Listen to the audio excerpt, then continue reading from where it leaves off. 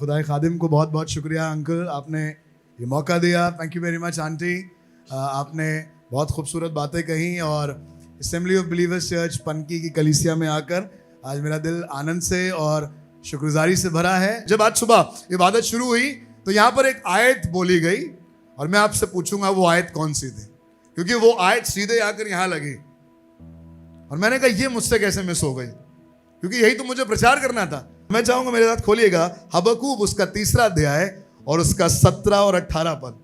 The book of Habakkuk chapter 3 and verse 17 and 18 लिखा है, क्योंकि चाहे अंजीर के वृक्षों में फूल ना लगे और ना दाखलताओं में फल लगे, जलपाई के वृक्ष से केवल धोखा पाया जाए और खेतों में अन्न ना उपजे, भेड़शालाओं में भेड़ बकरियां ना रहें और ना थानों में गाय बैल हो।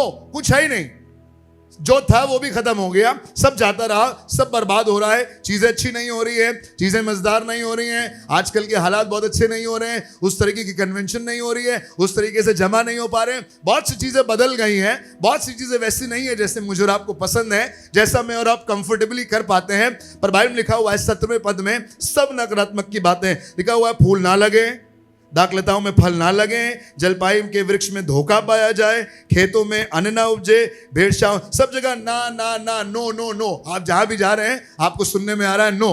नौकरी लगने जा रही है वहां एकदम से बात हो गई नो, रिश्ता लगने वाला था एकदम से बात हो गई नो, बनते बनते एकदम से क्या हो गया नो। जब यस होता है तो मजा आता है। कितने लोगों को यस में मजा आता है? कितने लोगों को यस में मजा आता है? हाँ सुनने में मजा आता है ना। एक आदमी को हाँ सुनने में इतना मजा आया कि उसने गाना बना दिया, yes Lord yes Lord yes yes Lord. सुना आपने? यस लॉर्ड, ये हाँ प्रभु हाँ प्रभु। इतना मजा आया कि उसने गाना ही बना दिया हाँ प्रभु। पर कितने लोगों को ना सुनना पसंद आता है? किसी को नहीं सुनने में मजा आता है।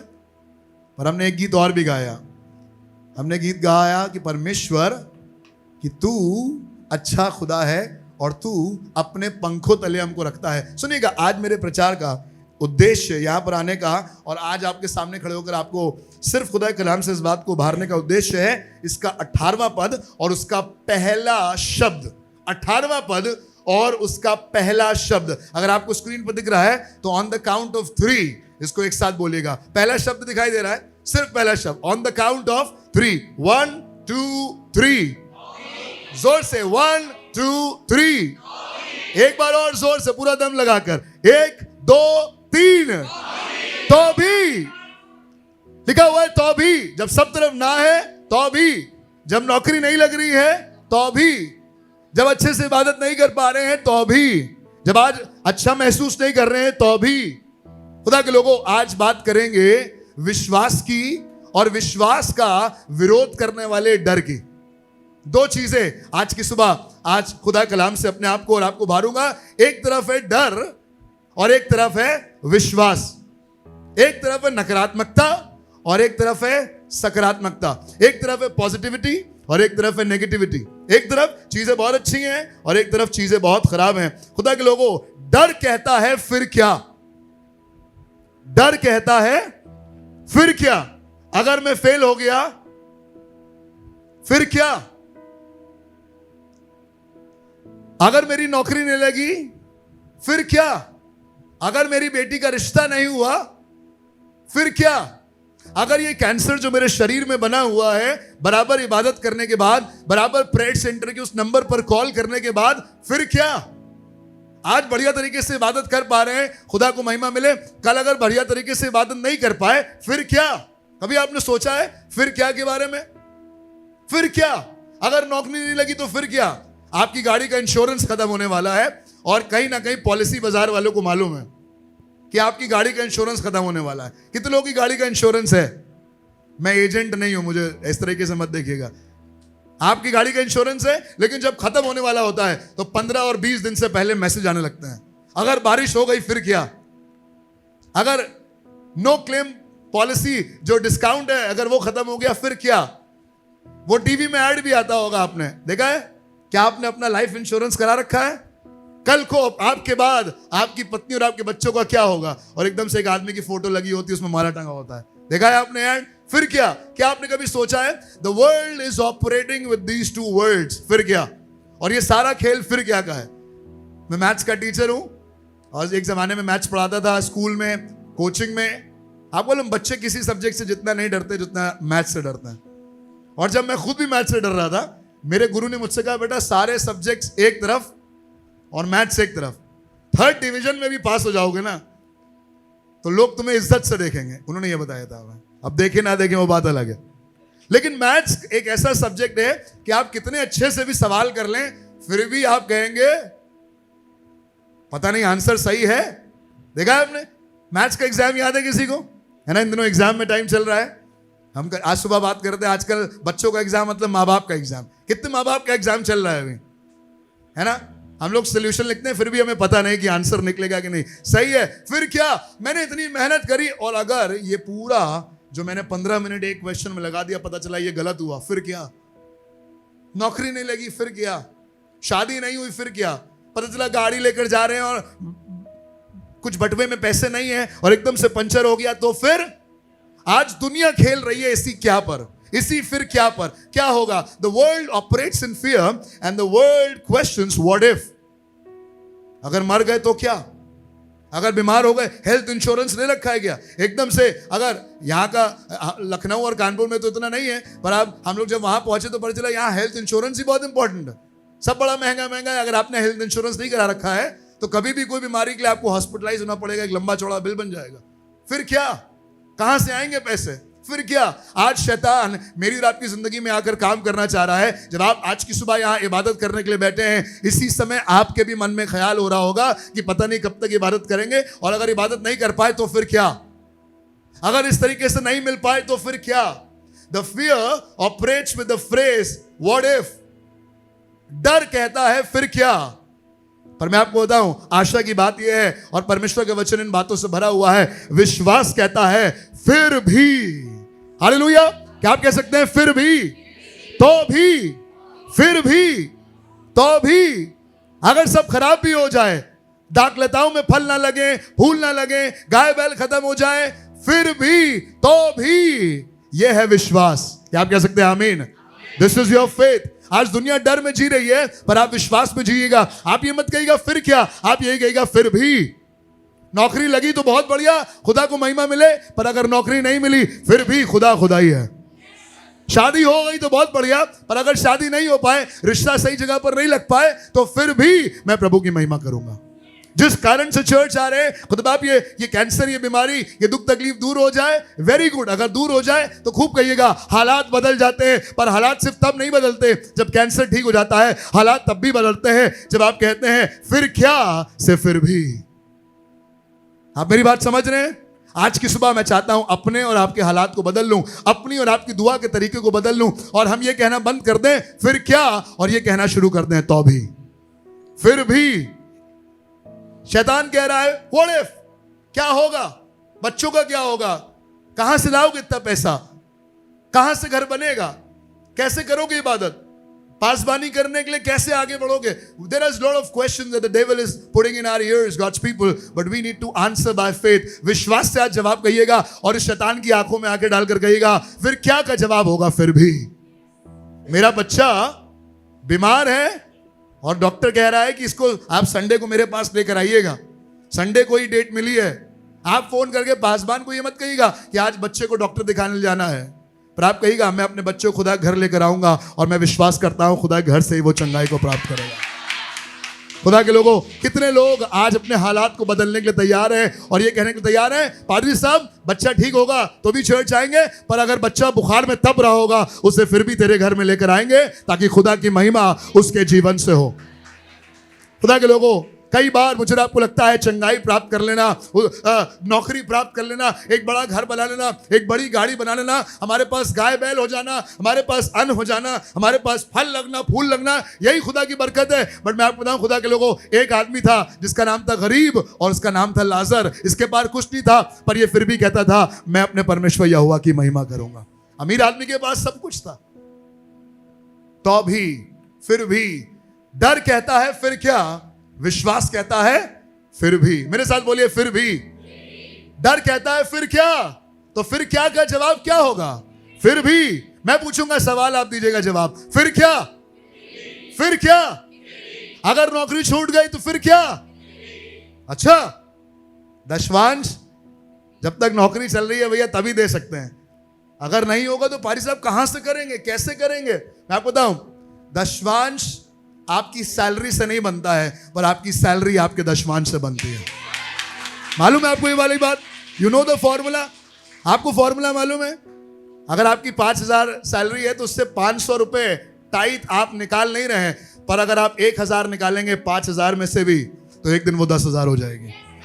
ये कोई बड़ा किसी ने चमत्कारी फॉर्मूला मुझे नहीं बताया है, पर मैंने अपनी छोटी सी जिंदगी, मैंने बताया ना जब खिदमत शुरू हुई से 3 साल का था, छोटी सी जिंदगी में इसको खुद सीखा है और मैं जानता हूं आज तक मैं खुदा को हरा नहीं पाया इस काम में। और मैं आपसे कहना चाहता हूं खुदा के लोगों, आप अपनी अपनी अपनी कमाई से दशमांश मत निकालिएगा, पर अपने दशमांश से अपनी सैलरी को सेट करिएगा। बॉस के सामने आगे पीछे घूमने की जरूरत नहीं है, प्लीज सैलरी बढ़ा दीजिए, आप अपना देना बढ़ा दीजिए, सैलरी अपने आप बढ़ जाएगी। खुदा के लोगों, सिर्फ तब मत आराधना करें जब सब कुछ बहुत अच्छा हो, पर जब कुछ भी अच्छा ना हो उस दिन आराधना करिए। जब बिल्कुल मन ना करे चर्च आने का उस दिन जरूर से आइएगा, उस दिन ढीठ बन के आइएगा। जिस दिन सबसे सारा आंधी तूफान हो, आज तो बड़े मजे से अंदर आ जा रहे हैं, पर मैं अपनी कलीसिया में इस बात को बार बार कहता हूं और बार बार इस बात को उनको उभारने की कोशिश करता हूं और अपने आप को भी उभारने की कोशिश करता हूं। आज तो आराम से अंदर आ जा रहे हैं, अंकल बैठते हैं, अंकल को प्रेज लॉर्ड करते हैं, पर एक दिन अगर ऐसा आ जाएगा कुछ लोग बाहर खड़े रहेंगे, फिर क्या? हेलो, फिर क्या? क्या था जवाब? फिर क्या का? अगर कुछ लोग डंडा लेकर खड़े रहे, फिर क्या? वाह, जोर से बोलो। आंखों में आंखें डालकर उनसे कहिएगा, फिर क्या का जवाब है फिर भी। मुझे तो निश्चय है मेरा छुड़ाने वाला, और वो एक दिन पृथ्वी पर खड़ा होगा। अपने खाल के इस प्रकार नाश हो जाने के बावजूद भी मैं यहोवा के दर्शन को पाऊंगा। मालूम है कौन कह रहा है? अय्यूब। बच्चे मर गए, बीवी छोड़कर चली गई, सब बर्बाद हो गया, कसदी दल बांध कर आए और सब कुछ चुरा कर ले गए, पर ये कहने लगा, I know my redeemer lives, मुझे निश्चय है मेरा छुड़ाने वाला, मैं उसकी आराधना फिर भी करूंगा। पत्नी ने कहा, अपने परमेश्वर को कोस और मर जा। ये बात सिर्फ अय्यूब की नहीं है, ये बात सिर्फ खुदा के ढेर सारे लोगों के बारे में नहीं है, पर आज की सुबह ये बात आपकी हो सकती है। फिर क्या का जवाब है जब एक कान में शैतान आकर कहे फिर क्या। कल तो मैथ्स का पेपर है, संडे को चर्च कैसे जाएंगे? ज्यादातर मैथ्स का पेपर कब पढ़ता है? मंडे को पढ़ता है ना, अक्सर देखा गया है। बड़ा शोध किया गया इस बारे में कि मंडे को क्यों पढ़ता है, क्योंकि बीच में संडे दिया गया, थोड़ा बच्चा प्रिपेयर कर ले। पर हम जो मसीह बच्चे हैं जो बेचारे चर्च में आते जाते हैं, उनके लिए कोई रिवाज नहीं है, उनके लिए किस तरीके का कोई एग्जाम्पशन नहीं है। हम भी मंडे को मैथ्स का पेपर देते हैं, पर उससे पहले संडे को यहाँ पर गा रहे होते हैं, हालात बदल जाता है। और कभी कभी विश्वास से गा रहे होते हैं, खुदा बाप सच में ट्रिगोनोमेट्री और अलजेब्रा तो पढ़ा ही नहीं, बट फिर भी हालात बदल जाते हैं। हालेलुया। खुदा के लोगों, आपके और मेरे हालात तब नहीं बदलते जब मैं बिल्कुल ठीक हो जाता हूं। मेरे और आपके हालात तब बदल जाते हैं जब मैं फिर क्या से उभर कर तो भी और फिर भी तक पहुंच जाता हूं।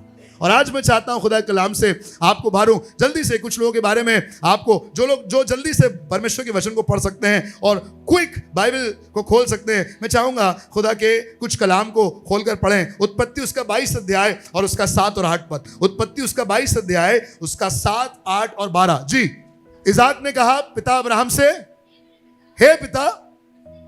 जी जी जी, आग भी है, लकड़ी भी है, होम बलि के लिए भेड़ कहां है? कहां है भेड़? फिर क्या? हम जा तो रहे हैं ऑफरिंग देने, हम जा तो रहे हैं बलिदान करने, बट मालूम है उसका पिता अब्राहम वहां पर खड़ा हुआ है और परमेश्वर में आज वो फिर क्या से फिर भी में एक तब्दील होने जा रहा है। और इसीलिए परमेश्वर एक बड़ा काम उसकी जिंदगी में करने जा रहा है। कहने लगा आग तो है, लकड़ी भी है, लेकिन बलिदान नहीं है, वो जानवर नहीं है। सुनिएगा 8वें पद में क्या लिखा है। जी जी, परमेश्वर आप ही उपाय करेगा। सुनिएगा 12वें पद में क्या लिखा हुआ है। वो दोनों आगे चले गए। फिर 12वें पद में, जैसे ही अब्राहम अपने एकलौती औलाद को, जिसको बुजुर्गी के हालत में उसने प्राप्त किया था, उस वेदी पर लिटाकर मारने जा रहा था, वैसे ही एक जवाब आया, वैसे ही एक शब्द आया। सुनिएगा परमेश्वर के वचन में लिखा हुआ है 12वें पद में। जी जी, लिखा हुआ है उस लड़के पर हाथ ना बढ़ा, ना उससे कुछ कर,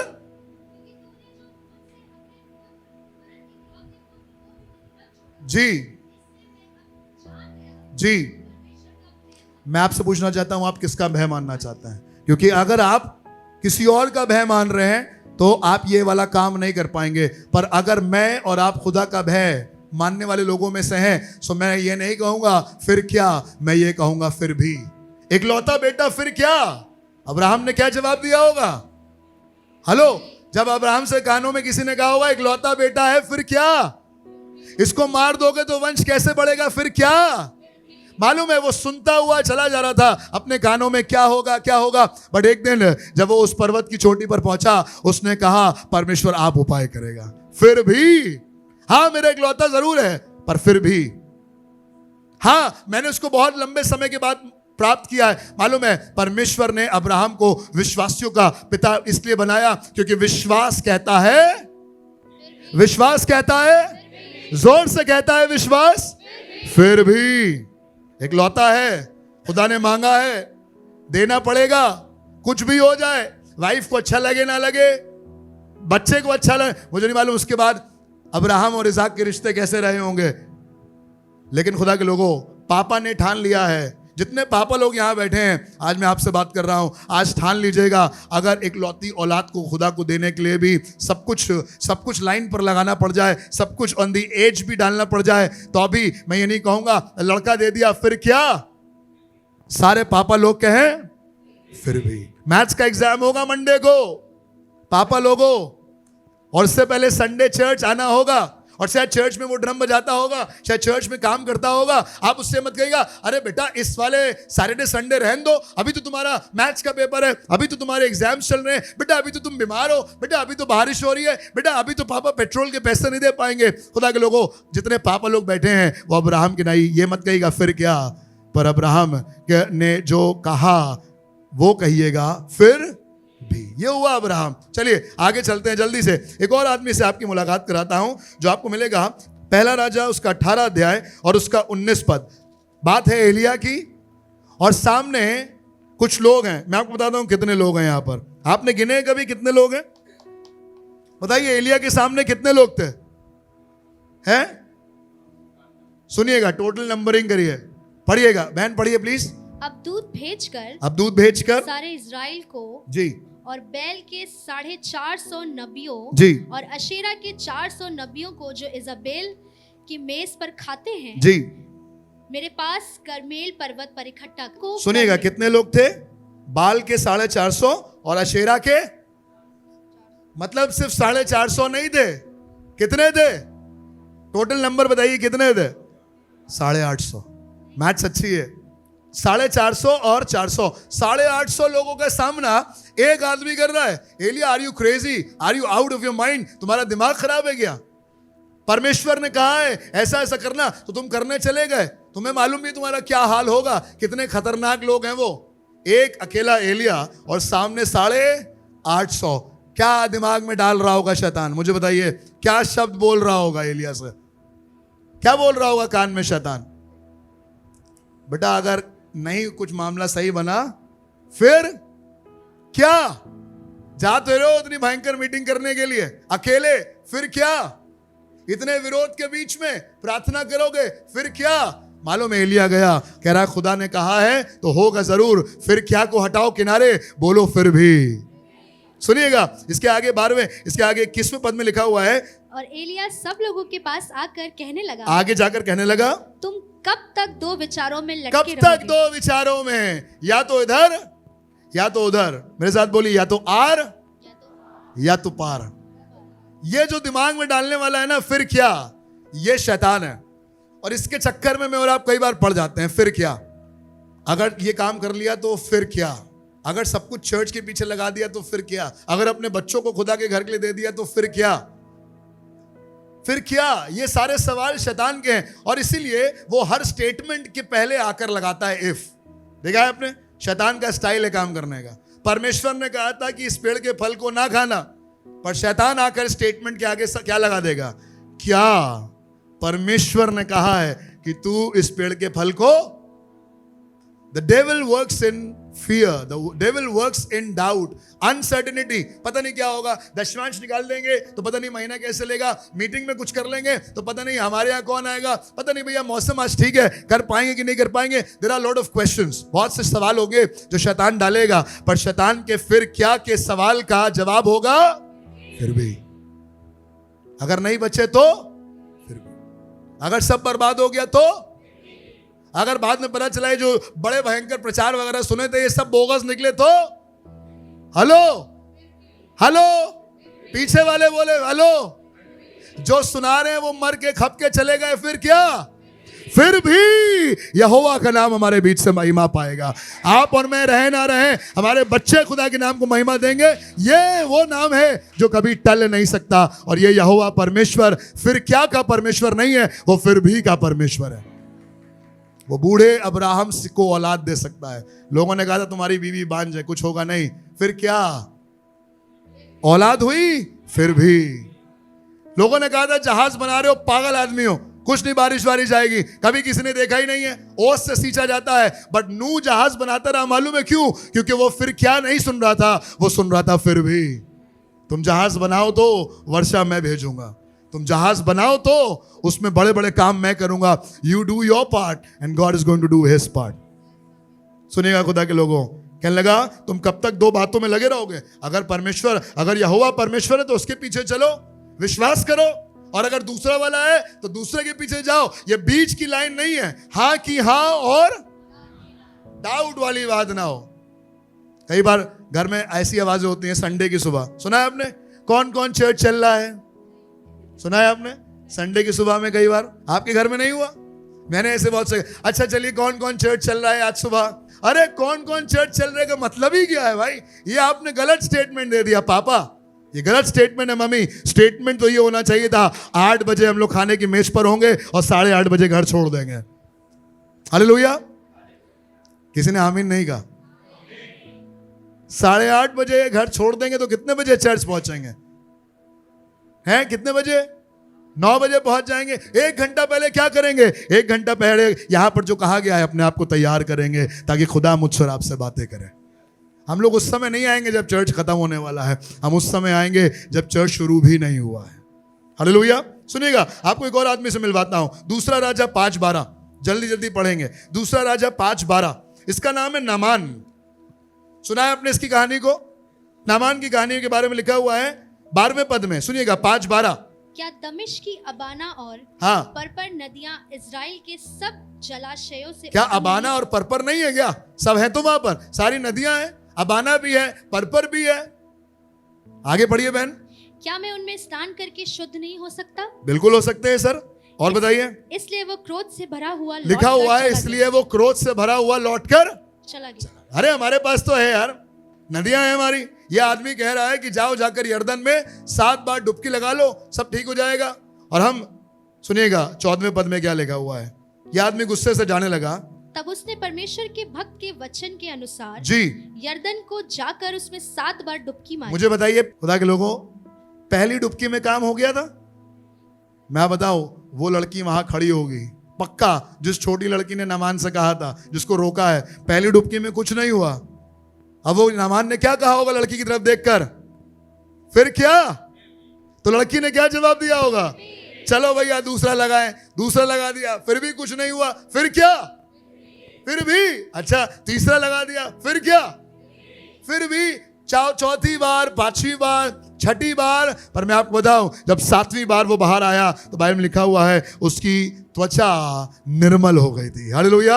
आज में और आप निर्मल इसलिए नहीं हो पा रहे हैं, आज में और आप सामर्थ्य इसलिए नहीं हो पा रहे हैं, आज में और आप जल्दी हताश हो जा रहे हैं, जल्दी साथ छोड़ दे रहे हैं, जल्दी कमजोर हो जा रहे हैं. क्यों? क्योंकि हमारे दिमाग में सवाल है फिर क्या. दशवांश के मामले में, दुआ के मामले, रात में 12 बजे कौन जगेगा यार? कौन? नौकरी पे फिर क्या होगा? फिर क्या? अगर रात में 12 बजे दुआ में जुड़ गए तो सुबह 7 बजे की नौकरी में फिर क्या जा पाएंगे? रात में दुआ करेंगे 12 से 2 और सुबह नौकरी जाएंगे फिर भी. आमीन. क्या आप कह सकते हैं आमीन? क्या बगल वाली तरफ कह सकते हैं? मुड़कर क्या कहना है? फिर भी. रात में 12 बजे दुआ है, जुड़ना है फिर भी। रोज दुआएं हैं कितने बजे? रोज दुआएं हैं कितने बजे? और आना है। बगल हमें क्यों बता रहे हैं, हम थोड़ा ना आएंगे नोएडा से। बगल वाली तरफ मुड़िए और कहिए आना है फिर भी। रोज रोज रोज आना है फिर भी। रोज इबादत। अरे एक इबादत छूट गई तो कौन सी बड़ी बात है? नहीं, सब इबादतों में आएंगे, सब आराधनाएं करेंगे। कुछ लोगों को लगा था पौलुस और सिलास को बंद कर देंगे, सारा काम खत्म हो जाएगा। काम खत्म हुआ क्या? काम खत्म हुआ नहीं, फिर भी काम चलता रहा, आराधना चलती रही। आपको क्या लग रहा है हम लोग खतरनाक लोग कम है क्या? हम लोग सिर्फ बाहर आराधना करने, कॉन्सर्ट के स्टेज पर आराधना करने वाले लोग नहीं है। खुदा ने चाहा तो एक दिन उसी हालात में खुदा की आराधना करेंगे, और आराधनाओं को रोकने की ताकत और सामर्थ्य किसी के पास नहीं है। Nobody can stop it. सिर्फ स्टेज पर आराधना नहीं होती है, आराधना वहां पर भी होती है जहां आराधना करना सबसे मुश्किल होता है। And God is raising people like you and me. खुदा मुझे आपको खड़ा करना चाह रहा है ताकि आने वाले समय में हम यहां पर सिर्फ ना कहें हालात बदल जाते हैं, हम उस जमाने में भी कहें, उस तरीके से भी कहें, उन हालातों में भी कहें, क्योंकि हमारा खुदा यहां पर भी खुदा है और हमारा खुदा वहां पर भी खुदा है। He is a good God. वो सामर्थ्य खुदा है। सुनिएगा परमेश्वर के वचन में एस्तर उसका 4:16, जल्दी जल्दी, एस्तर उसका 4:16।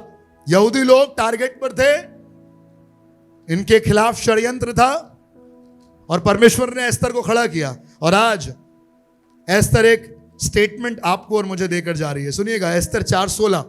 तू जाकर शूशन के सब यहूदियों को इकट्ठा कर। एस्तर ने कहा जाकर सब यहूदियों को इकट्ठा करो और तुम सब मिलकर मेरे निमित्त उपवास करो। तुम सब उपवास करो। उपवास के दिन आ रहे हैं ना? कितने लोग उपवास करने को तैयार हैं?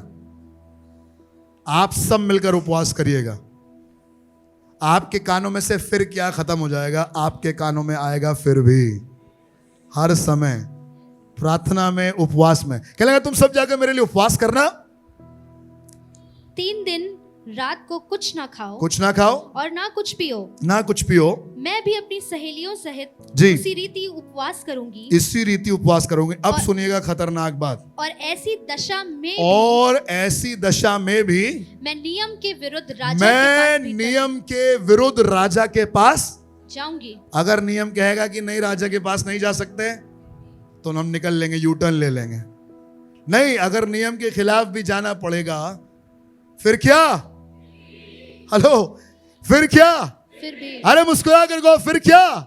फिर भी नियम के खिलाफ भी जाकर आराधना करनी होगी, राजा के पास जाना होगा। कहने लगी तो भी सुनिएगा क्या लिखा, बहन पढ़िएगा। मैं नियम के विरुद्ध राजा के पास भीतर जाऊंगी जाऊंगी, और यदि नष्ट हो गई और तो हो अगर गई। नष्ट हो गई तो हो गई। अरे फिर क्या? अगर नष्ट हो गई तो फिर क्या? कह रही अगर नष्ट हो गई तो नष्ट हो गई, खत्म। मुझे बताइए एस्तर को नष्ट होने दिया? मुझे बताइए एस्तर नष्ट हुई? मुझे बताइए यहूदी नष्ट हुए? पर खुदा ऐसे एस्तर और ऐसे मुर्दकी और ऐसे एलिया को खड़ा कर रहा है जो कम से कम आगे जाकर कहेंगे तो बेटा रोक सको तो रोक लो, कोई रोक नहीं पाएगा। और जब आप ऐसे कहने की सामर्थ्य रखेंगे तो युद्ध हमारा नहीं है, युद्ध यहोवा का है, संग्राम यहोवा का है, और यहोवा आप काम करेगा ना, आप नष्ट होंगे। बाइबल लिखा हुआ है जो अपने प्राण को बचाता है वो उसे, और जो उसे खोता है वो उसे। आप तैयार हैं खोने के लिए? कितने लोग तैयार हैं खोने के लिए? अगर आप सच में खोने के लिए तैयार हैं तो मैं आपको बताऊं उसको आपसे कोई चुरा नहीं सकता। जो खोएगा वही पाएगा, पर जो बचा रहा है वो उसे खो देगा। बचाइएगा कुछ नहीं, सब कुछ दांव पे लगा दीजिए, सब कुछ लाइन पर लगा दीजिए, आपका कोई बाल भी बाका नहीं कर पाएगा। मैंने आज तक बाइबल में ऐसा कोई नहीं पढ़ा जिसने अपना सब कुछ लगा दिया हो और उसका बाल भी किसी ने बाका कर दिया हो। पर मैं जानता हूं एक आदमी को, उसने ये सोचकर फिर क्या भागने की कोशिश करी, जहाज का भाड़ा भी दिया, और जैसे ही जहाज में बैठा वैसे ही क्या हो गया? तूफान आ गया। चिट्ठी डाली गई, उसका नाम निकला, और उसे उस उफान वाले जहाज के बाहर समुद्र में लहरों में फेंक दिया गया। मैं आपको बताऊं खुदा के लोगों, डर आपको बर्बाद कर देगा। पर जब योना ने विश्वास से उस बड़े शहर निनवे की तरफ कदम बढ़ाए और उसके विरुद्ध में प्रचार किया, मैं बताऊं निनवे 3 दिन की यात्रा वाला नगर था। कितने दिन की? यानी अगर आप 3 दिन की यात्रा करेंगे तो निन्वे का डायमीटर और उसका रेडियस आप कवर कर पाएंगे। 3 दिन की प्रचार था, उसने पहले दिन ही प्रचार किया। और बाइबल में लिखा हुआ है राजा से लेकर सब गुलामों तक टाट ओढ़ा, सब ने माफी मांगी और खुदा ने निन्वे को बदल दिया। हालेलुया। जब आप डर के भागेंगे तो तूफान आएगा, पर विश्वास से आगे बढ़ाएंगे तो उद्धार आएगा। आज विश्वास से आगे कदम बढ़ाइएगा, उद्धार इंतजार कर रहा है। पीछे कदम हटाने की जरूरत नहीं है। बाइबल लिखा हुआ है जो हल पर हाथ रखकर पीछे देखता है वो मेरे योग्य, but God is looking for somebody जो जाएगा एस्तर की नाई, जो जाएगा योना की नाई। योना ने माफी मांगी, जो पहले निन्वे नहीं जा रहा था, फिर निन्वे गया। और आपने कहानी सुनी है, 3 दिन प्रचार करना था, पर एक ही दिन के प्रचार में काम हो गया। आप कितना भी कूद लीजिए कुछ नहीं होगा, पर अगर आप खुदा के नाम से आगे बढ़ेंगे तो आपका हल्का सा हाथ उठाना भी किसी के लिए। तो एलिया ने कौन सी बड़ी दुआ करी, मुझे बताइए, कितनी बड़ी दुआ करी एलिया ने। वो सामने वाले कूदते रहे दिन भर, दोपहर हो गई, पर एलिया ने सिर्फ खुदा की कमांड को सुनकर कदम आगे बढ़ाए।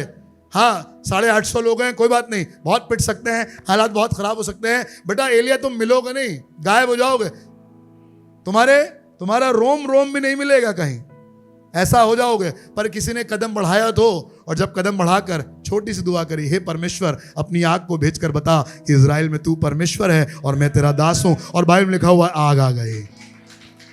खुदा के लोगों, एबीसी प्रेयर सेंटर में आग आएगी और आती रहेगी और कोई रोक नहीं पाएगा, क्योंकि यहां पर एलिया प्रार्थना करेगा। यहां पर कुछ लोग नियम के विरुद्ध आएंगे और कहेंगे पादी साहब हम खड़े रहेंगे आपके साथ, चाहे कुछ हो जाए, कुछ भी हालात हो जाए, हम डर के मारे ये नहीं सुनेंगे फिर क्या, पर हम विश्वास से भरे हुए ये सुनेंगे फिर भी। We are going to see it happening. एक आदमी था जिसने यीशु का खूब प्रचार किया। किसने प्रचार किया यीशु का सबसे ज्यादा? यीशु का प्रचार उसके आने से पहले किसने किया? आने से पहले किसने किया? यूहन्ना ने। पर एक दिन यूहन्ना भी जेल में है, लूका उसके 7वें अध्याय में।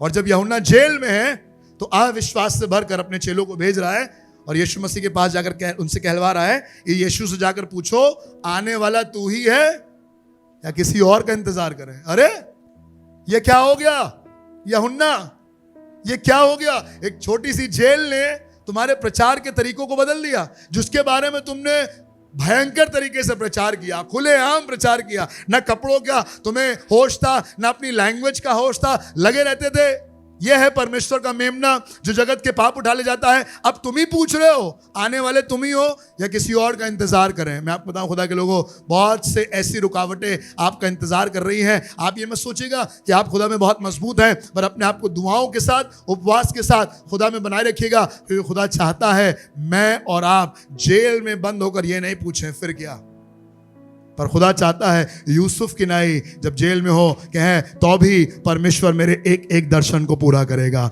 और जेल के बाद मेरे लिए राजगद्दी इंतजार कर रही है और जितने जाएंगे वो सब एक दिन शासन में बैठेंगे। सताओ से ही शासन का रास्ता है।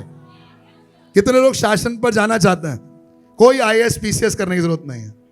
You want to be in administration, है ना? लोग मुखर्जी नगर में दिल्ली में कोचिंग कर रहे हैं, बट आप क्या करिएगा? आप सिर्फ सताव का सामना करिएगा, क्योंकि जितनों ने सताव झेला उन सब ने शासन किया। वो ताज का रास्ता क्रूज से ही जाता है।